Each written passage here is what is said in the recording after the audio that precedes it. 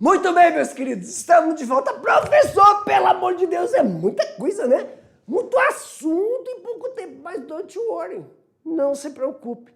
Vamos agora para a nossa aula 13.2. Professor, o que nós vamos fazer na aula 13.2?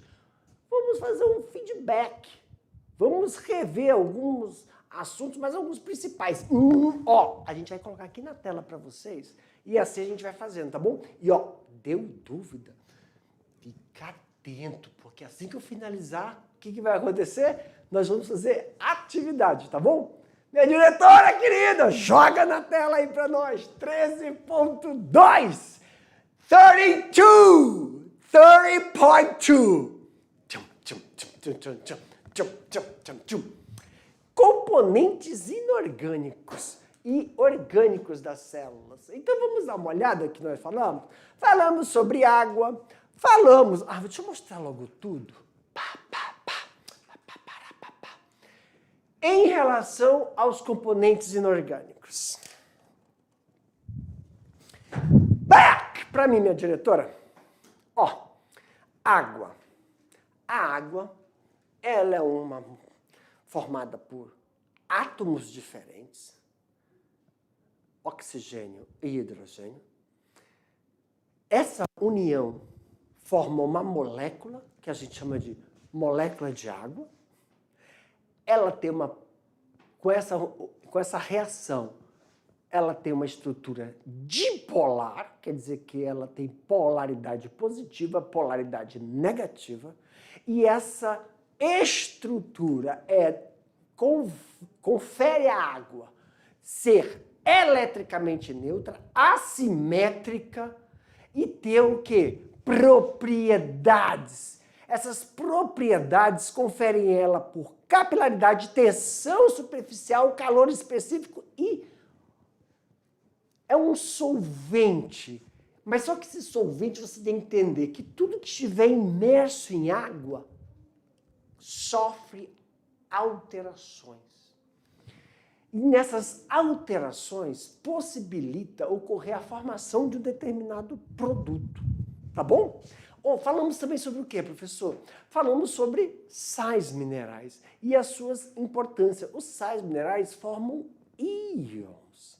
E esses íons, quando estão na água, causam esse processo metabólico.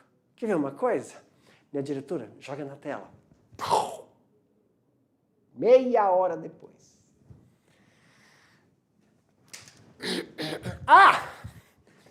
Eu errei, desculpa, pessoal. Desculpa. De novo, minha diretora, joga na tela! Demora! Falando! Olha aí, meus queridos! Professor, o que nós vimos? Nós vimos, meus queridos, que a água tem polaridade, ela é dipolo.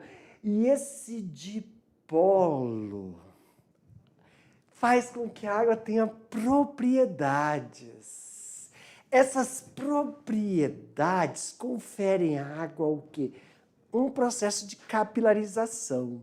Também, os sais minerais realizam as reações químicas para que ocorra a sinalização celular. Professor, mas qual a importância de manter essa temperatura, essas reações químicas celulares? Meus queridos, é importante lembrar que todo metabolismo, quando a gente come algo, isso passa por uma transformação. Por isso que tem que estar no meio aquoso. Esse meio aquoso auxilia no processo de quê? Tem enzimas. Essas enzimas precisam de uma temperatura, uma acidez que a água promove para melhor ocorrer o processo de absorção. E aí, você come, ou então você tomou o seu shake, tomou lá a fonte de proteína, e aí você vai correr, você vai fazer musculação, e aí você precisa fazer transformações, mitose. Você precisa desenvolver esse músculo, São reações químicas. Você precisa respirar, então você tem que ter uma quantidade de água para essas reações químicas serem realizadas. E aí, precisa de uma temperatura, transpiração. Da mesma forma que é no ser humano, nos animais, também ocorre nos vegetais. Finalizando aqui, então, vou deixar vocês fazendo a atividade. Eu vou ali tomar um cafezinho com a professora e já volto. Tchau, tchau.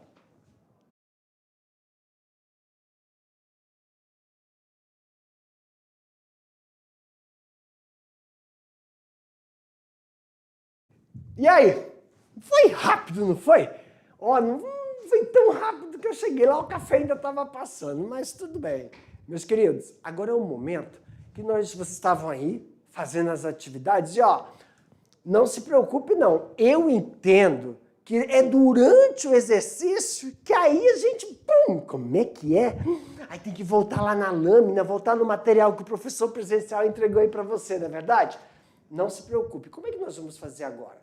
Agora é a hora que nós vamos corrigir e solucionar qualquer dúvida que deve ter surgido durante o desenvolvimento da atividade. Professor, mas como é que a gente vai fazer essa correção? Simple Present Tense. Eu vou colocar aqui a pergunta, a primeira questão. Vamos ler a primeira questão. Se for questão aberta, a gente coloca a resposta. Aí eu vou comentar a resposta. Durante o processo de comentar a resposta, o que a gente tem observado? Que a gente conversa com os professores presenciais. Eles falam assim, professor Jefferson, lá na hora, ele não escreveu essa palavrinha técnica, ou esse conceito, ele descreveu. Então, pessoal, na hora que eu estiver comentando a resposta, aí você vê, vixe Maria, eu não coloquei essa palavra não, mas eu descrevi. Aí você sublinha, coloca entre parênteses o termo técnico ao lado do que você descreveu. Isso cria uma familiarização e aí isso auxilia no processo da sua escrita da prova. Então não vai estar errado. Outra, eu estou parecendo um camaleão, né? Eu vou para um lado, vou para o outro, vai mudando as cores. Estranho. Será que é IA? Sim, e se for questões fechadas, professor? Questões fechadas, entendeu? Ó, questões fechadas. As questões fechadas, o que nós podemos fazer? São alternativas. Se eu colocar aqui a alternativa A certa, a gente volta na lâmina para ver como é que é. Ah, sim, eu recebi uma notícia falando que as questões fechadas, eu tenho que voltar na lâmina para explicar, esclarecer por que a B, a C, a D, porque a B, a C e a D não puderam ser contempladas. Então a gente tem A, B, C e D. Joga na tela, minha diretora!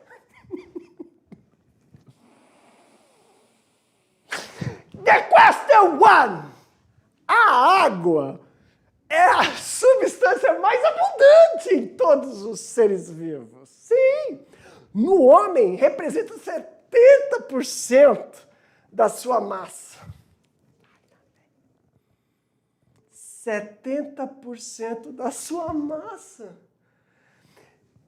Considerando esta substância sua propriedade estrutural, responda. Puf! Qual a importância das ligações covalentes de ponte de hidrogênio na molécula da água? Qual? Resposta.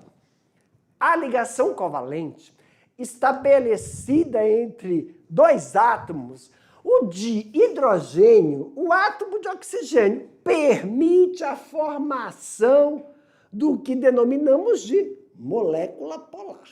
Então, pessoal, até aqui, molécula polar é quando tem carga, ou positiva ou negativa. Mas a água é dipolo, tá bom?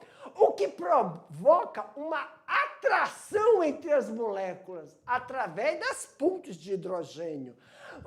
Tá bom. Com outra água. Assim, essa ligação garante coesão, adesão, uma força que faz com que ocorra estabilidade, o que mantém a água fluida e estável nas condições habituais de pressão e temperatura. The question 2. Questão de número 2. A água é muito importante para os seres vivos, tanto de origem animal quanto de origem vegetal. My director, back with me!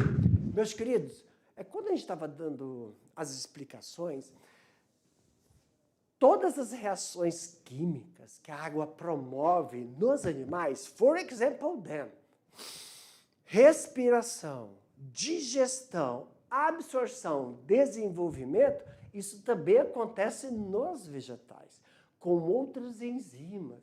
Só que tem que ter água para a água levar substâncias inorgânicas, faz a fotossíntese, transformam em orgânicas.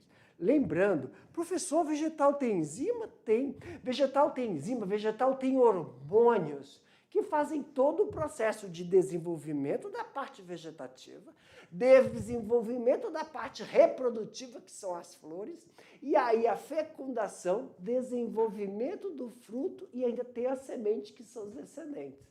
Então é o mesmo processo, tá bom? Na tela, meu diretor, é o mesmo processo, mas com enzimas e processos fisiológicos diferentes. Mas a água ela promove isso, pois possibilita que ocorram reações químicas metabólicas. Qual das características da água que a tornam um solúvel universal? Qual? Muito fácil. A polaridade da água explica a eficácia em separar partículas entre si, pois o caráter polar da água tende a diminuir as forças de atração dos íons encontrados nos sais e em outros componentes inorgânicos, favorecendo o quê? A dissociação. Ei, professor, para mim, meu diretor, um exemplo aqui. Professor, dissociação, eu não botei, eu falei separação das moléculas que formam, separação dos átomos, separação dos átomos que formam as moléculas, separação dos átomos que formam as moléculas de sais, cloreto de sódio. Eles se separam. Então, isso é o quê? Dissociar. Tá bom? Se você falou separação, coloca lá entre parênteses, dissociação. Carga, você falou que a molécula de água tem carga, troca por polaridade. É um exemplo, tá bom? Vamos ver o próximo? Na tela, diretor. 3. Isso já veio com a resposta. Essa veio premiada, Silvio! Observe a figura abaixo e identifique a qual propriedade a água refere-se a esse conceito. Pessoal, esse é a capilaridade. Era só para citar, né? Identifique. Mas aqui a resposta está. Capilaridade é uma propriedade física dos líquidos, fazendo que os mesmos percorram espaços tubulares muito finos, onde fluir através dos corpos porosos, causada pela tensão superficial. The question 4. Elementos que fazem parte da constituição das moléculas de ATP, clorofila e hemoglobina são, respectivamente, pessoal, aqui, magnésio, fósforo e ferro. Ferro, magnésio e fósforo. Porque é respectivamente, tá, pessoal? Então, vamos aqui, Vou mostrar tudo. Fósforo, ferro e magnésio. Magnésio, ferro e fósforo. Fósforo, magnésio e ferro. Meus queridos, vamos lá? Olha aqui, Se é respectivamente, caramba, eu ia clicar aqui. Se é respectivamente, aqui, ó, tem que ser assim, ó, 1,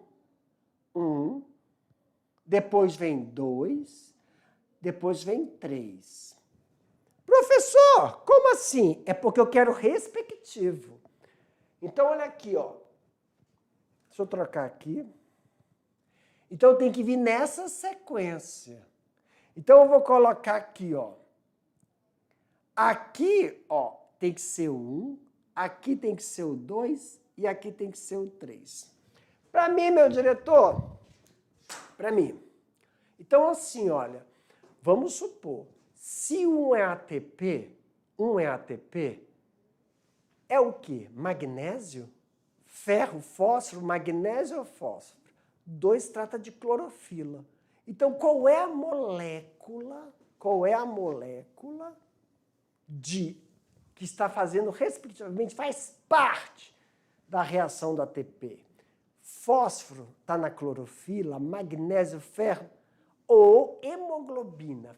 Ferro, fósforo, magnésio, fósforo, ferro. Cá entre nós. Nós sabemos aqui que na terceira, hemoglobina, para quem não esquecer, tem que ter ferro. Me deu a dúvida, professor, entre fósforo e magnésio, se é ATP ou é clorofila. É só você ver a última palavrinha aqui, ó. Ai, eu apertei. Desculpa. Não olhe aqui ainda. Não olhe. ATP. ATP é o quê, professor? Fósforo. Então, aumentei para mim, meu diretor. ATP é fósforo. Tá aqui, ó. Então, você vê, ó. Tá errado, porque aqui tá falando que é magnésio. Aqui tá ferro. Tá errado, porque não é ATP. Ó, a letra C tá certo até aqui. Tá certo até aqui. Clorofila é magnésio. O ferro, que é a hemoglobina. Então, a única alternativa que contempla é a alternativa E. E, para a nossa última questão, vamos... Janet! The question 5. Os sais minerais são reguladores e desempenham diversas funções realizadas com o metabolismo. São considerados ativadores de enzimas e essenciais para o funcionamento da célula. Sobre isso, está correto afirmar? O magnésio faz parte da hemoglobina? O enxofre atua na produção de hormônio? Ah, não, está no sal. O sal tem, o iodo, tireoide. Hormônio da pele, tireoide. Ah, não, ó, já dei a resposta, não é o enxofre, mas o iodo. A coagulação sanguínea depende diretamente do potássio. A condução.